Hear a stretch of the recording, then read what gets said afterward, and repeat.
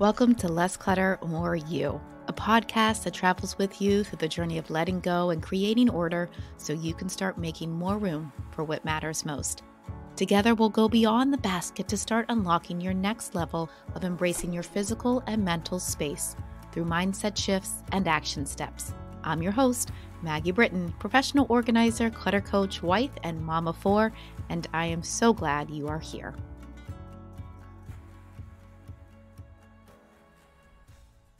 Before I dive in, I have a list of 8 clutter enablers that are showing up in your life. I first want to say 3 things. 1, there is a new feature. So at the bottom of this episode or any episode going forward, it will show you the option to text me. But please know that it's only a one-way text. So if you want to have a conversation, follow me on Instagram at Chesterfield Organizing Co.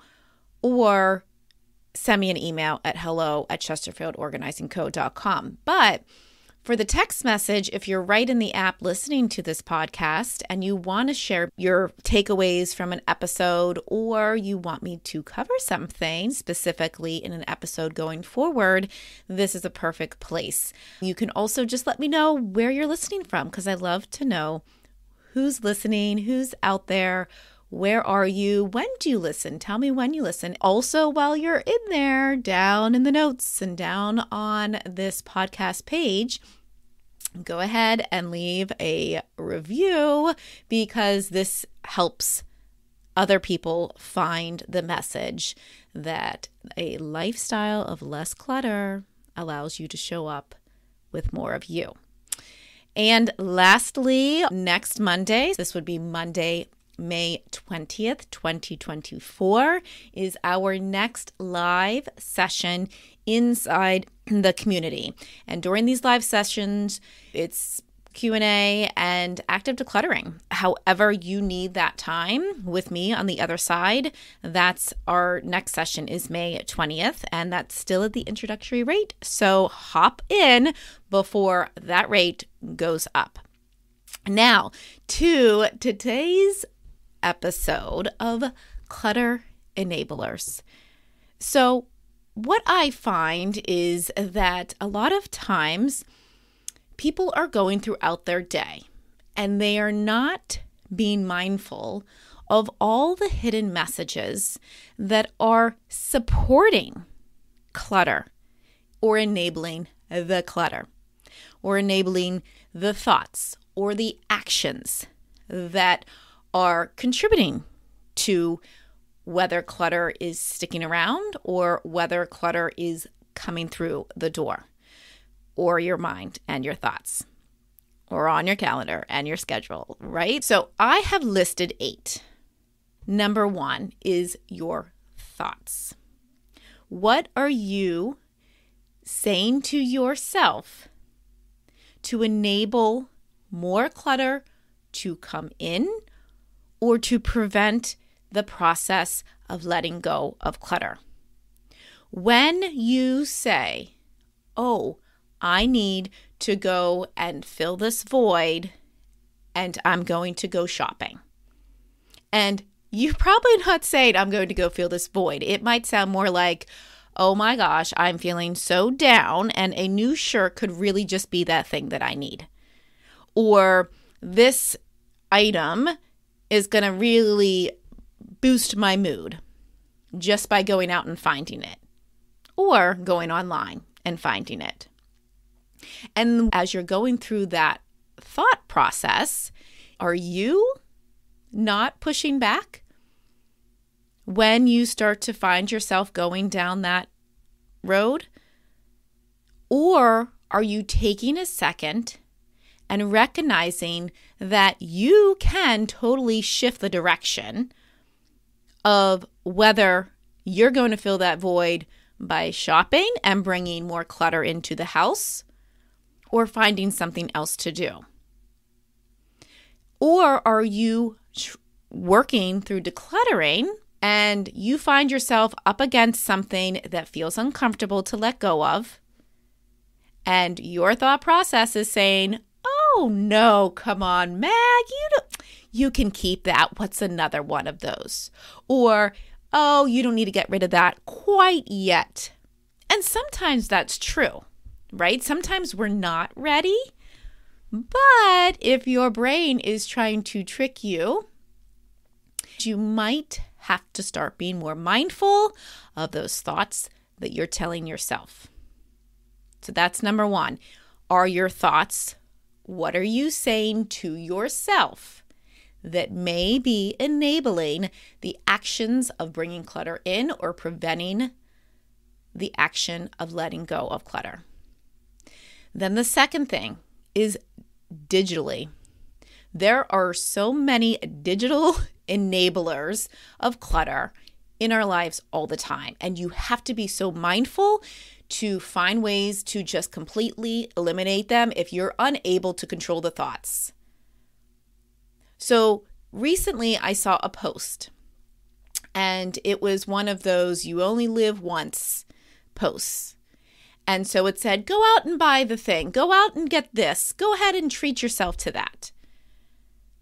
But that narrative is enabling the clutter to build up. Because when they're telling you that you only live once, go ahead out and buy that thing. Go ahead and treat yourself.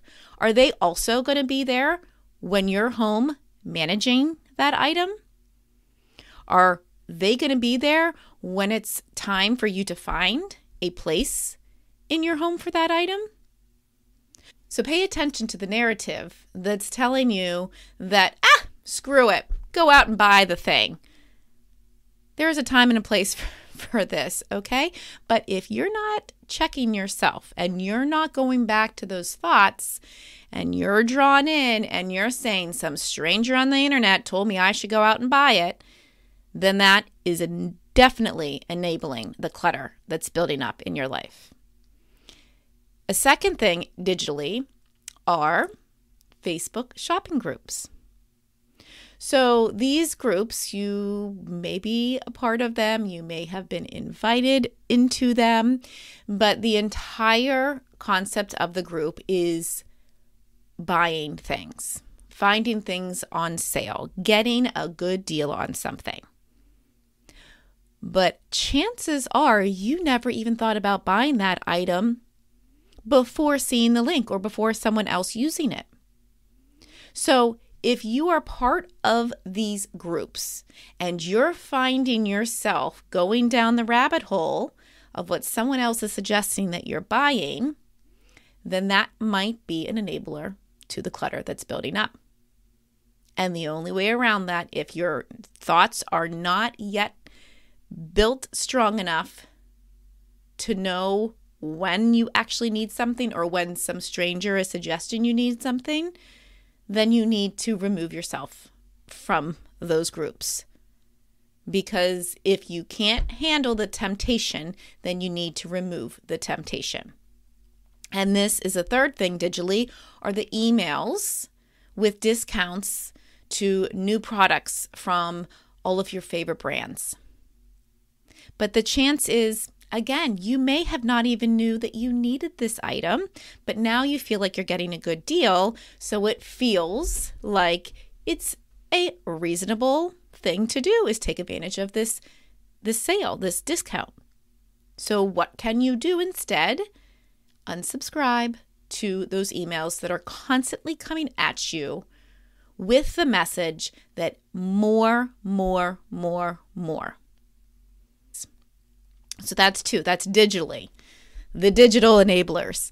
Number 3, and this surprises a lot of people, but this is something that I have found working through has made a huge deal in enabling the clutter that sticks around, is furniture. What type of furniture is in your house that is enabling more clutter? Do you have extra dressers that's creating more space for you to put things? Do you have end tables in your family room that have drawers so that you can add things to them? Do you have extra tabletop surface that's inviting the clutter to build up into piles. A lot of furniture with flat surfaces are those showing up in your space. What in your house is supporting and enabling you from holding on to more things? Just recently, I repurposed what was being used as our homework center, craft area, project table into our dining room, repurposing our dining room into a sitting room. And through that process, I had to reconsider the furniture pieces that were in those spaces. And in what had served as our homework center was a old armoire that I had board games and school supplies and things that we weren't using so much, that now my kids' homework is basically all through a computer. So by letting go of this armoire that really wasn't serving a purpose, I was able to reclaim just open space. But if I decided, I had always had that, I should keep it around, I can use it to put more things in it, that would have just enabled me to hold on to more clutter, things that I didn't actually need, an entire furniture piece that I didn't need. And I'm seeing this shift in general because previously the style was this big, bulky furniture that just kept holding on to things. Those extra sets of china. I know you know the ones, because if you didn't have them, someone you know has a big armoire with multiple sets of china. But if you start to shift and recognize that you're only using so much, why have an entire piece of furniture to hold things that you aren't using, then you might start to see things in a different light. So go around your house and think, is that furniture holding things? First of all, do you even know what's in the furniture? Do you know what's inside those drawers?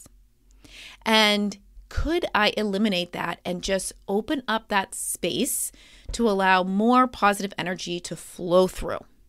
Because that's what's going to happen. And you might feel at first when you remove this furniture that's just holding on to things, that there is a sense of emptiness. But when you start to embrace and shift the thought of emptiness into openness and less things to clean and manage, then this could be one major enabler that you can let go of. So that's 3, is furniture. 4, not asking for help or not having the conversation about clutter. If you aren't asking for help, you're just enabling yourself to be the one that manages all the clutter on your own, which in exchange adds more mental clutter. And we want to avoid that, which you can do by talking about it. But if you're not talking about how the clutter is affecting you or how you need help to prevent the clutter from building up, then you're just going to end up in that cycle. Or maybe you're in a decluttering season of life. Are you letting other people around you know? Or are you just keeping that silent, which means you're going to be more tempted by other people around you. And that goes right into number 5, is friends and family. Because if they don't know that you are being intentional and you're being mindful and you are trying to let go, declutter, and create more simplicity within your life, then they're going to be tempted to keep those same standing traditions or social activities going. Maybe you have a family tradition that looks like every holiday you get a new pair of pajamas, whether you need them or not, or a pair of socks, or this or that, or everybody has matching something. These family traditions, if you don't have the space for this, if this is becoming clutter in your life, then it's just enabling it, getting it through the door. So then now it's your job to let it go. Or Are you getting together as a social activity and going out to shop or going to a yard sale? Are these activities enabling the clutter when you are working so hard to let it go? So again, if you're not having that conversation that I talked about, it's possible that all of these extra activities outside of your own are enabling, are building up, are contributing to the clutter coming into your house, into your personal space. Or maybe the family and friends have a narrative that they don't want you to be wasteful. So when you are left and it's your decision to be deciding what is staying and what is going, if you can hear them saying things like, oh, well, when I grew up, I had to keep all of these things. We never had nice things like that. That's a good dress. Why would you let go of that? Or that's wasteful. I don't think you should be letting go of that. So think about those narratives coming in from family and friends, the traditions, the social activities that are surrounded all around physical items. And then number 6 is what I call fake space. And fake space falls along the lines of tips and tricks to organize more. But if you've listened to past episodes, you know that you cannot organize clutter. So if you are trying to trick your space into allowing more things to get into it, you're enabling the clutter to be there. And maybe you have a small space, right? For all of these, there is exceptions to the rule. But if these are happening over and over again and you find yourself that this is what you're leaning towards, it might be enabling the clutter. I recently saw there is a drawer organizer that you can put into your bathroom drawer, and if you lift it up like a tackle box, you can get multiple items in multiple layers. Okay, maybe this has a place in a small bathroom with multiple people using it. Or maybe you're going to put it there and completely forget that you have something on the first layer of that organizer. And then it becomes clutter because you're not using it. Or you're not focusing on the boundaries of that drawer and your limitations and sticking within those boundaries. And so you're finding all the tips and tricks that you can get more in. And fake space can show up in multiple different areas. Maybe it is an airtight bag so that you can store more under your bed, even though you have a closet and you have drawers. But now this tip and trick around this fake space is in allowing you to keep more things in it. Maybe it's an over-the-door hanger that you are now using to store items because you have busted out of the closet. And I have talked about this in previous episodes as well. So pay attention to those fake spaces and those tips and tricks that are pushing past the boundaries. And then the next one is repurposing. So if you have the mental mindset that anything you own, if you're not using it, finding a new purpose for it is the only way that you can prove that you are not a wasteful person, then this is going to enable clutter from building up and from never leaving your house. Recently, I saw someone who asked the question, they had an encyclopedia, where can they donate it? What should happen with it? And someone responded that if they hollowed out the encyclopedia, this would be a great place to store things. And I'm here to tell you that that mentality is going to cost you. It's going to cost you your space, your energy, your time, and eventually your money to remove all the things that you are trying to repurpose into something else. But another thing was, toilet paper rolls, a good box. How else can I use this? If that's where your train of thought is going when you're trying to let go of something, I want you to pause right there and recognize that by trying to repurpose something that no longer is serving you, that will enable the clutter to stick around and to build up. And it's only going to make it harder for you. So do yourself a favor. And when you are done using something for the original purpose that it was there for, give yourself permission to let it go and not to feel the need to repurpose all things. Again, it's an exception to a rule. But if that is your default, is repurposing, then it is time to let that go. And then lastly, fear. The fear of needing something. And that goes back to the mindset and the thoughts that you're telling yourself that it could be as extreme as, what happened if the grid goes down and I need to survive? Or it might be something that looks like you being afraid of letting other people down, people pleasing. Because you're afraid of not having something for somebody else when they need it. This person might get hurt while they're here. I should have all the options. This person might need this color construction paper, so I'm going to have that ready to go just in case in 5 years that person needs it.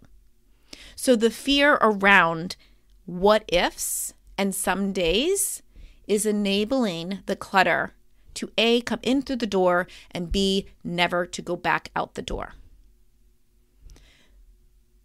So to run through those 8 clutter enablers again is 1, your thoughts. 2, what's showing up in your digital space. 3, the furniture that is just extra space to store extra things. 4, not asking for help or not having the conversation around your goals of clearing the clutter or how the clutter affects you.